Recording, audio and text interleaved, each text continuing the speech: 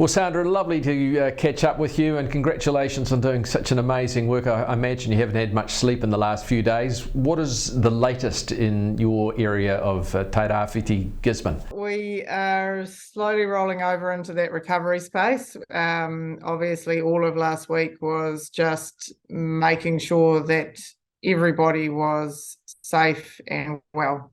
That was our entire focus across the response. Obviously, the emergency management teams were focused quite strongly on the urban areas and the rural townships.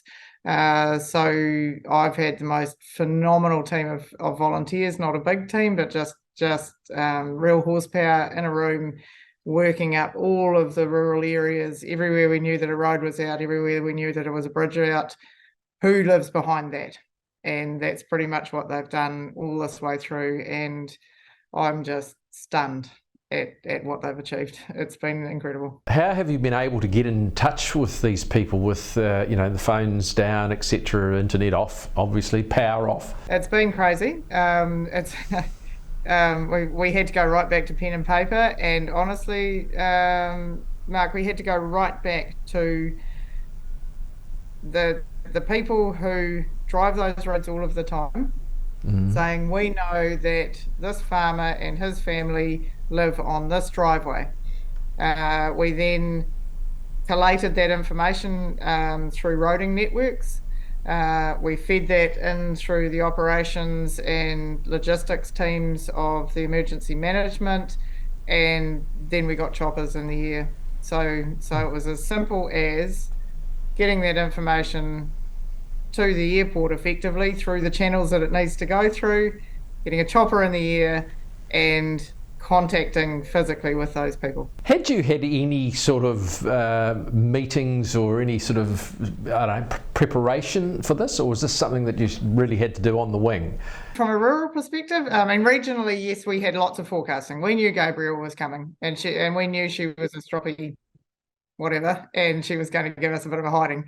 So regionally, we knew that there was plenty of forecasting done. We knew she was coming. However, probably what has served us well in this region is, I know I hate referring back to it because it was always the gold standard. I think Gabriel's now the new one, but Bowler and the way things were managed then, and then just reaching out to farmers, friends, family who went through it. And honestly, all I have done is reached out to them as I could and said, when that happened to you, what did you need? What was the most important thing for you to hear across the airwaves? Because they're possibly, the only contact they've had is transistor radio.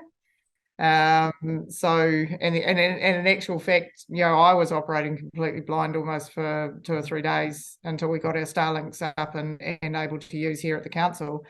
So going back to what I felt as an intermediate kid at boarding school, because we lived very isolated, not knowing how mum and dad were, and once I could talk to my mum and dad, they were 3 or 4 weeks in Bowler before they could get out. So what was that for them? And then I took all of that experience. And so that's just our wee family. And I talked to anybody and everybody I could. And I said, what did you need? What did you need to hear? That was the most important thing, because the transistor radio, way back then, that was their contact. And you know what? 2023, it was the transistor radio that's still talking to them now. Highlighted that fact, hasn't it? We're so reliant on our cell phones that give us contact with every part of this world, but when they don't have power and the battery runs out, they're pretty useless, aren't they? And that old transistor. Yeah, when you've got no Wi-Fi and you've got no cellular coverage, the old transistor radio is your contact with the outside world. But having said that, we're starting to hear the stories through the week of people riding kilometres on the station hack just to make sure that they connected with that farm that they knew was just up there. We had a couple that walked for, I think it was 6 hours just to get out and say, we're here, we're safe, this is what we need.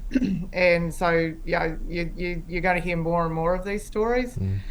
But our farmers are awesome up and down this country. It's what they do. What do they need, Sandra? I know at one point last week you were asking for avgas, which not many people can turn up with, but to get the helicopters rolling. But what sort of things do you think are required now? So I wasn't actually asking for avgas. I just wanted people to understand that there was a shortage, because there's not much I can do about that. It's there's bigger wheels that make that sort of thing happen. But so right now, my messaging very much is around the fact that we do still have pockets of isolated people. The roading crews, as I say, the electrical guys have worked around the clock to reconnect as many as they can.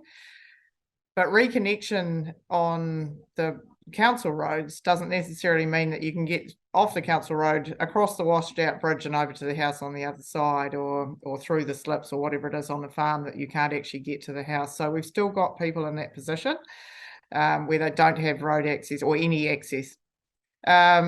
What I'm saying now is that we are getting a regular set of flights starting to be planned in through those areas, so that they'll know that they'll see a chopper, say on Tuesday, they'll see it again on Friday, they'll see it again on and so every 3 days or every 4 days or whatever the requirement is. So we're working that up at the moment.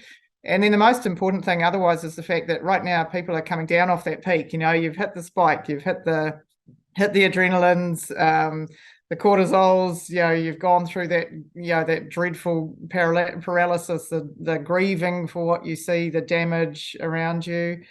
And then suddenly it goes flat. And that's where the anxiety and the frustration and those things start to build up. And it's really important that our people look after themselves well, that they eat well, that they sleep well, that they get as much human contact as they possibly can, because that's how we're going to get through this.